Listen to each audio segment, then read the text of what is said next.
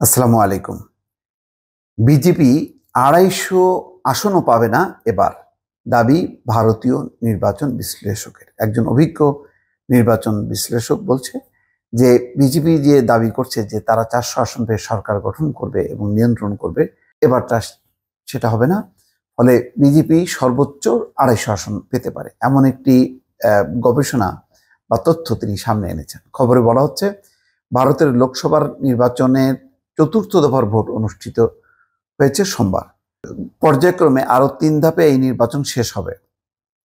প্রধানমন্ত্রী নরেন্দ্র মোদীর দল বিজেপি আশা করছে এবার ৪০০ আসনের বেশি পেয়ে আবার তারা সরকার গঠন করবে।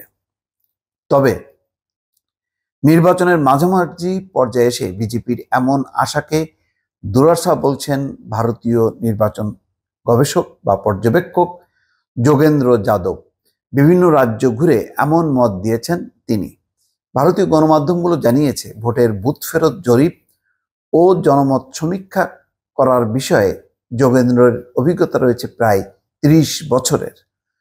ভোটের আগে জনমত যাচাইয়ের জন্য তিনি একাধিক প্রতিষ্ঠানের সঙ্গে কাজও করেছেন। লোকনীতি নামে তার প্রতিষ্ঠিত একটি সংস্থাও এ ধরনের জরিপ পরিচালনা করে। আজ যোগেন্দ্র দাবি করেছেন ভারতীয় নির্বাচনের আশা বদলানো শুরু হয়ে গেছে। বিভিন্ন রাজ্য ঘুরে তার মনে হয়েছে এবার বিজেপি সংখ্যাগরিষ্ঠতার জন্য প্রয়োজনীয় সংখ্যার চেয়ে কম আসন পাবে। ভারতের ৫৪৩টি লোকসভা আসনের মধ্যে সংখ্যাগরিষ্ঠতার জন্য ২৭২টি আসনে জেতা জরুরি।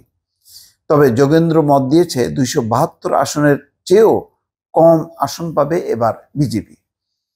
এমনকি শরিকদের নিয়েও এবার সরকার গঠনে ব্যর্থ হতে পারে নরেন্দ্র মোদীর দল।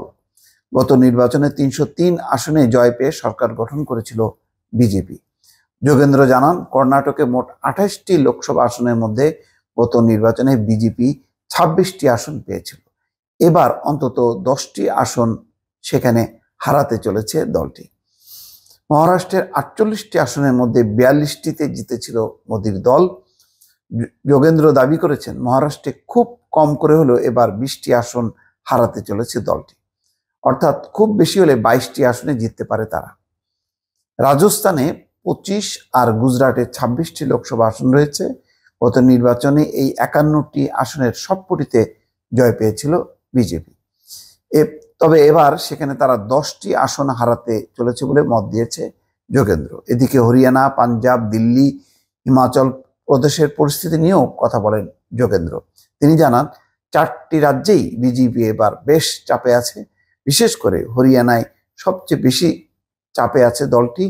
এই রাজ্যের 10টি আসনের মধ্যে গত নির্বাচনে 10টিতেই তারা জিতেছিল, কিন্তু এবার সেই সম্ভাবনা ক্ষীণ হয়ে এসেছে।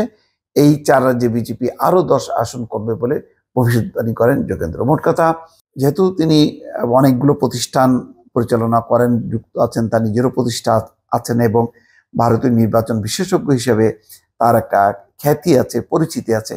ফলে তার এই মতটা বিভিন্ন আরো অন্যান্য মতের সঙ্গে কিন্তু অনেকটা মিলে যাচ্ছে। ফলে একটা নাটকীয় পরিস্থিতি ঘটতে পারে বলে অনেকে মনে করছেন। দর্শক, ভালো থাকবেন। আল্লাহ হাফেজ।